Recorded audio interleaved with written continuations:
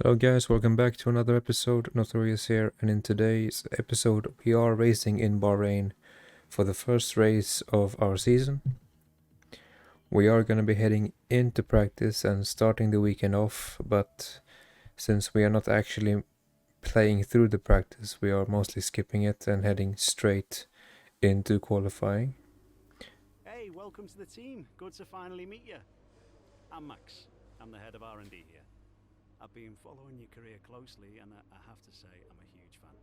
I think we're going to get on great. This is your machine. From here you can track your performance, look into R&D upgrades, and much more. Let me know if you run into any problems. That was Max making his presence known. And we are gonna head straight into qualifying here. And it is in qualifying where I actually do make the first mistake. Because this is a new game and I'm not really ready with the setups, I just took an esports setup from the time trial setup. And I didn't realize that time trial was optimized for, perfect conditions, really. Equal cars, good tires, and it does not really work in the first race of season 1 in my team. So I am sliding all over the place, and it's very hard hitting the braking points of most corners. I also do have a new wheel rim and new load cell pedals that I'm still adjusting to, as well as having removed the brake assist, not the brake assist but the braking line assist that I used to have in F1 2020, and it's kind of a lot to manage at the same time while also racing a new, handling model for this year's game. But we do, I think, manage to finish P14, I think, in Q1. Because something did happen, I think, with George Russell, which caused some people to lose time on the track. And I do believe he got a grid penalty for it. As we cross the finish line there, and we do end up in P13, and we are gonna take a look at the times and see what happened. We did out-qualify both the Alfa Romeos, both Williams, the Haas of Nikita Mazepin, and as you can see there, George does indeed have a penalty.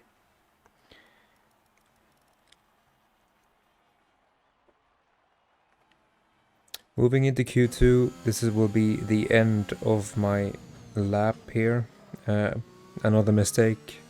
I went out on mediums, which was a big mistake. Normally everyone goes out on mediums in Q2 to secure a good starting position and a good strategy, but nobody did, to my surprise. And our time puts us at P16 with no chance of moving forward into Q3. Good day today. Let's have your Our first interview with Claire for the season. Looks like you've really been focusing on research and development this season. I mean, you kind of have to. You're a new team. You have to focus on R&D. Will this be a problem tomorrow? The questions could have been better. Like, we are in the very first weekend. Why would we be at the front of the grid?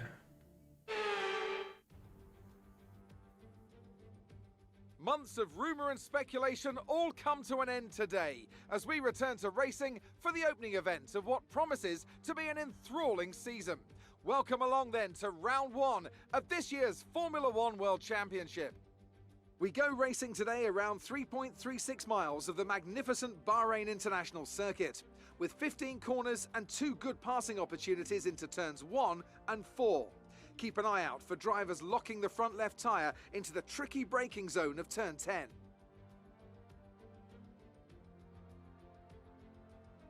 A new season then, a clean slate where anything could happen. Anthony Davidson is with me today as we get another year of Formula One underway. We're into those tense few minutes before the first race then. Everyone's a little bit nervous about reliability. They haven't been running in the hot, turbulent wake of other cars in practice, and they've not been pushing at 100% for long durations. Let's hope no one has to deal with any nasty surprises.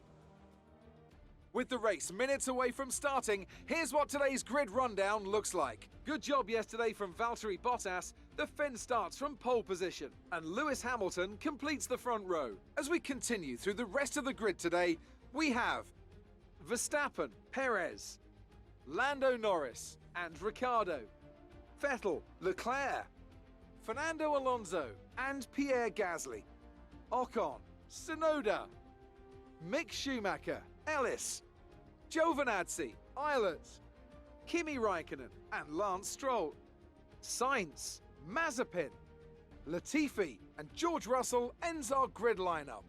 That's it then, it's time to go racing as we head to trackside for today's race. I think the game bugged out a bit there because Stroll and Sainz were P17 and P18, I think, and they both managed to make it out of Q2. It's a weird thing.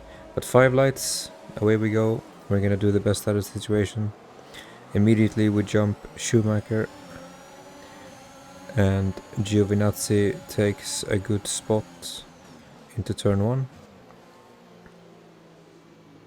We managed to get on the outside here, taking a very safe line to avoid the new side pod damage, as getting that type of damage will drag you on the straights. We overtake with a dive bomb, but Giovinazzi retakes his position.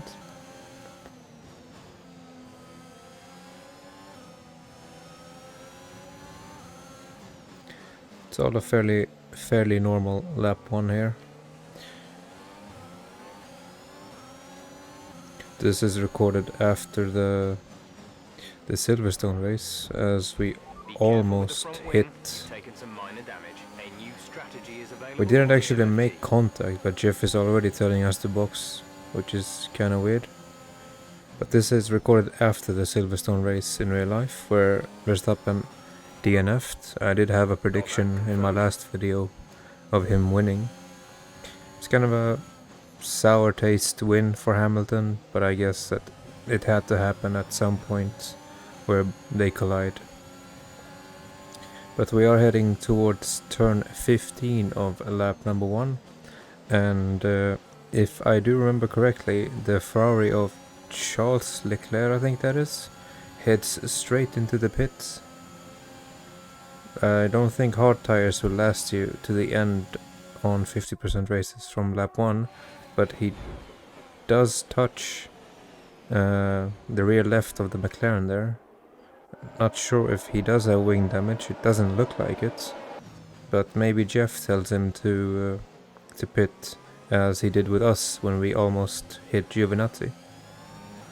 But the Aston Martin of Lance Stroll on softs here is approaching us, and we are gonna let it go because there's no point in fighting that. We would lose time, and we are not really racing Stroll at this point. Not at any point in this race, really. It's a pretty solid team in the midfield. That's what it looks like, at least. And Sainz is also looking to get ahead after turn 10 here. We're not gonna fight him either, but we're trying not to lose too much time letting him go to Schumacher in the back. Having trouble with all the braking points without the line. But I think at this point there's an issue with a Williams car. Some information on Latifi, they seem to have an issue. Yep, mechanical issue. I think this is for Latifi, as Bottas puts in the fastest lap. I think we are gonna take a look at him right now, and as you can see, he is quite a bit behind Mazepin, I think that is, in the Haas car. He does not retire, he does race on for quite a while. We will see, but heading into turn 4, our teammate is on our gearbox, and as we are exiting turn 4, he does clip his rear wing, or my gearbox with his front wing, sorry, and completely spin out, which causes a virtual safety car. While there's a lot of debris here, we have a replay of it. As we are powering out of the corner, he does hit us kind of randomly. I've never seen the AI be that aggressive before. Approaching the end of the virtual safety car here, but we don't want to hit the corner on a slow lap so that we don't get a drive-through penalty on the VSC, but that does invite Raikkonen here into our DRS, and he is looking to make quick work of us as we defend into his line, and we take a fairly cautious turn 1 and turn 2 and 3 here, but eventually he will overtake us. Check your MFD for a new strategy option. Jeff is recognizing that we do have some tire degradation going on, and that is why Raikkonen is kind of making quick work of us. This is on a new soft tire as well, so we definitely need to work on our tire wear in the R&D departments later. But into turn 9 and 10, Raikkonen does get a clean overtake on us. There's nothing really to do. I do think that even though we are ahead on the R&D, R&D charts of both the Haas and the Alfa Romeos, we are a bit behind them in reality. I think the game just puts us there. P15, you're in P15. Raikkonen ahead, less than a second separate you. They're on old softs. Russell is behind you. The gap is less than a second. They're on old mediums. Your pit window opens in 2 laps time. We do have a fight with Russell here as we squeeze him on the inside a bit to force him to back out of it. Sort of a Max Verstappen thing, but unlike Hamilton, he doesn't put his wing where it doesn't belong and push us out. But he is gonna gain on us having old softs versus the old mediums of his. It's not gonna go very well if we do try to race him. We put all our 4 wheels on that curb, which I don't think you are supposed to be doing. And we are just really slow at the moment. We definitely do need to pit. The tires are not holding, but Russell puts his front wing into our gearbox. The second time somebody does that to us, and completely unwarranted. I'm not really sure what he thought was gonna happen there, as he loses a bit of his front wing, and the funny thing here is he goes off track, comes back onto the track, as we see a replay of him here, having no business going that fast. But as I said, the most funny thing here is he comes back on the track, he is not DNF'd, and he just sits there parked, moves a bit out of the way for the pass car there. A helicopter view of him here as he just sits there for no reason. He is not DNF'd, and he will continue racing later after letting Latifi and the Ferrari through. We are fighting with Mazepin on the next lap here, and he will hit us in the side pods with his front wing, causing both of us damage. Keep an eye on your engine temperature. Cooling may be adversely affected. This was very slow for me in that corner because this is my in-lap, and I think this was probably his in-lap as well. But regardless or not, he has to pit right now with me because he took front wing damage doing that.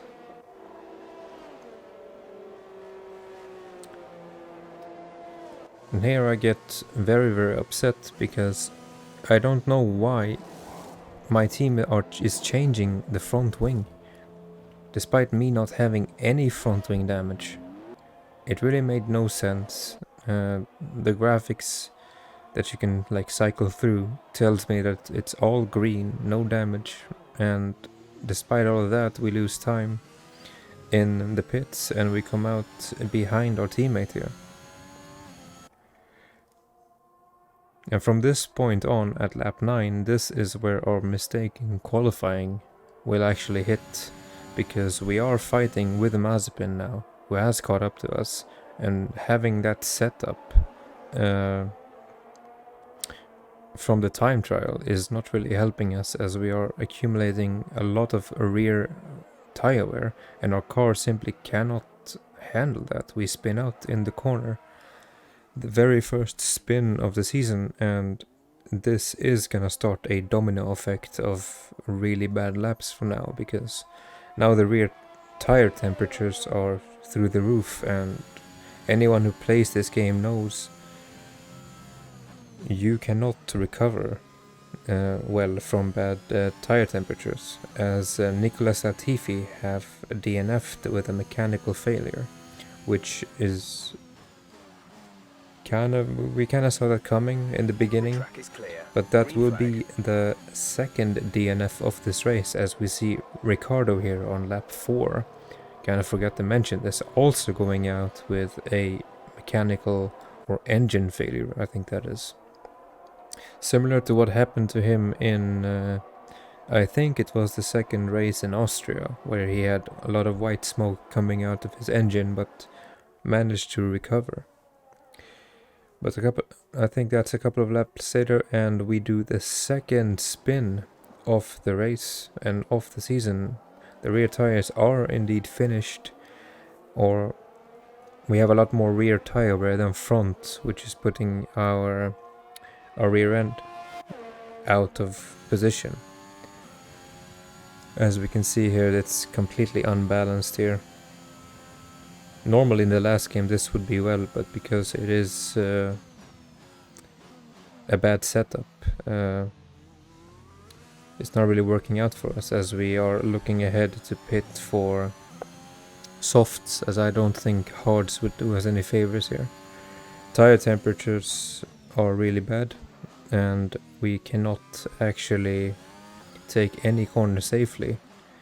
And into turn 7, I think, we managed to spin once again, hitting our rear wing this time into the barrier, as we have blue flag conditions and we need to be careful. But a replay of that is coming up here. We lock up our front right tire and we keep on the throttle for some reason, and we cannot enter the track safely because of blue flags. Verstappen is on our gearbox in a couple of seconds here, and we have to let him go past. A lot has happened after that first spin with the fight with Mazepin.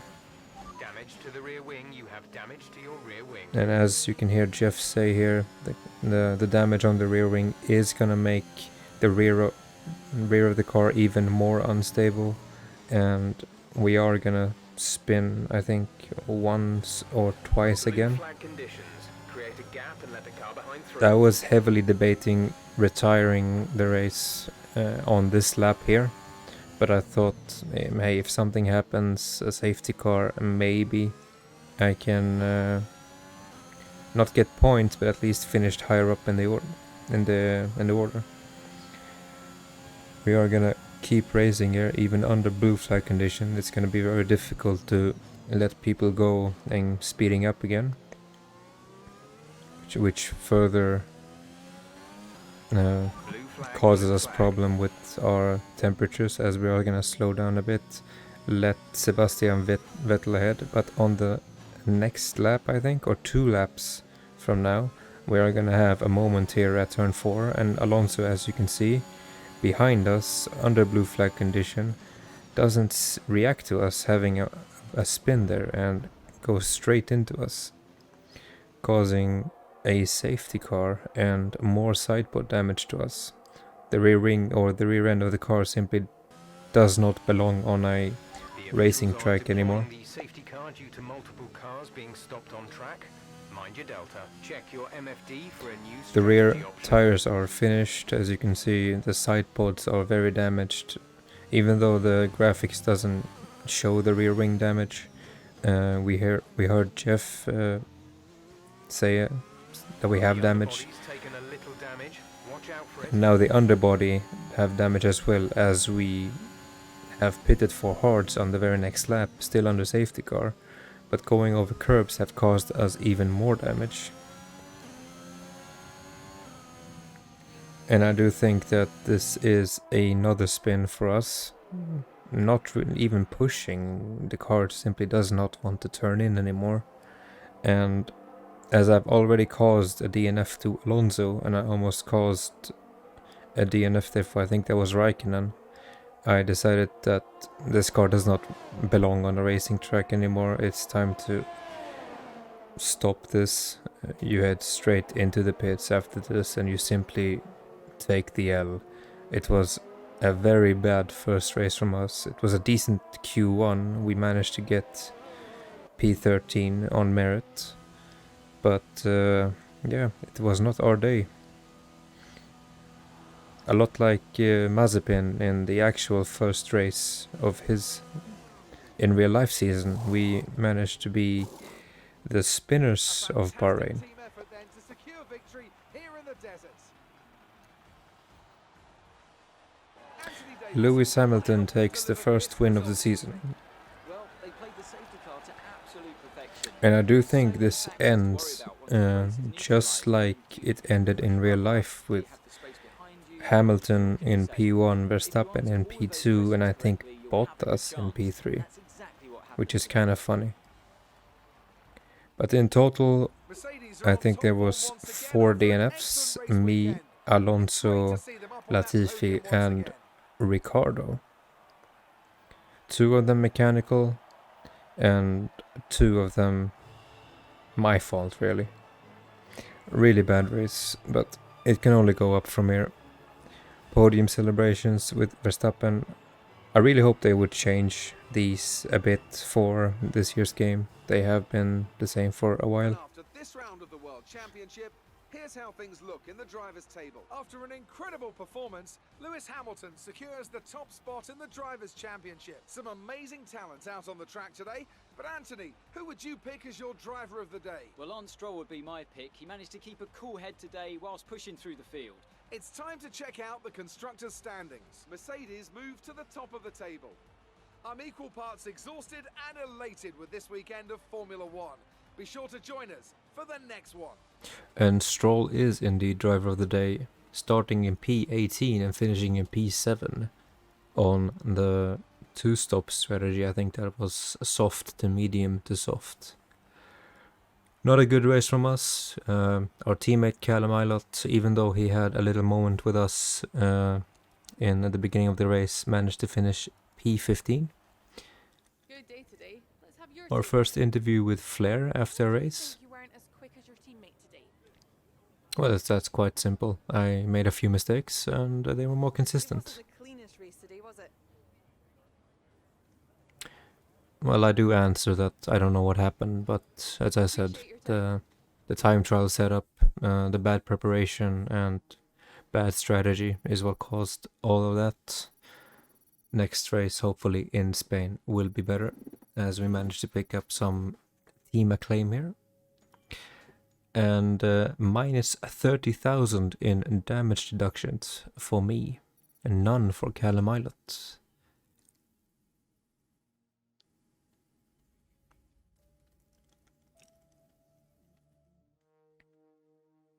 Something has happened in the aerodynamic department. Good news, it's taken a few all-nighters, but the department have hit their development deadline. It's taken real effort.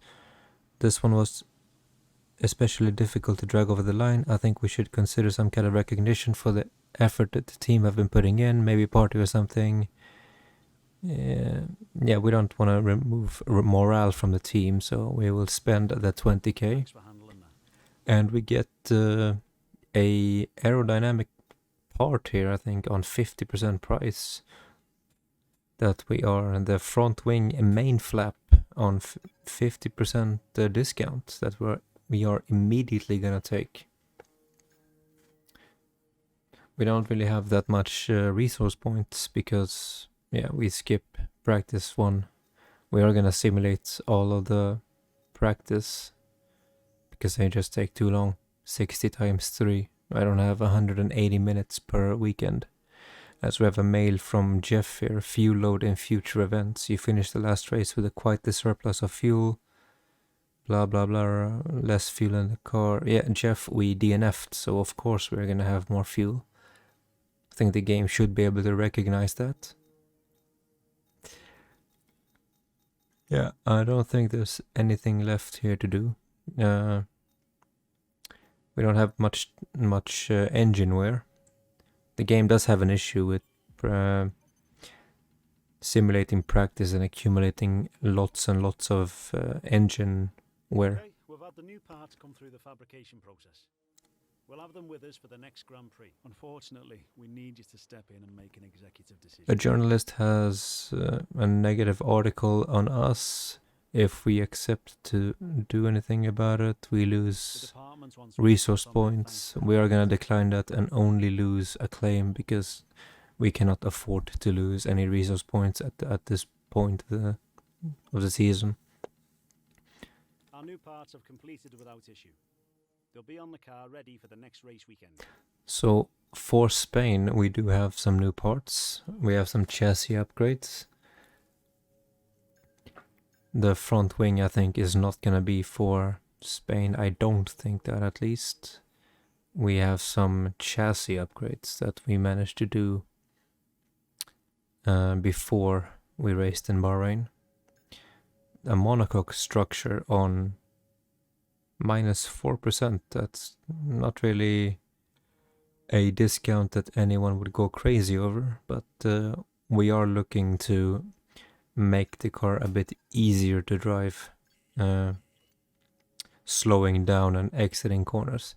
But that's gonna be it for this episode. If you enjoyed this, consider subscribing, and if you want to see more, like the video, comment down below. I look at all the comments, and I will see you guys in the next one, guys. Take care. Peace.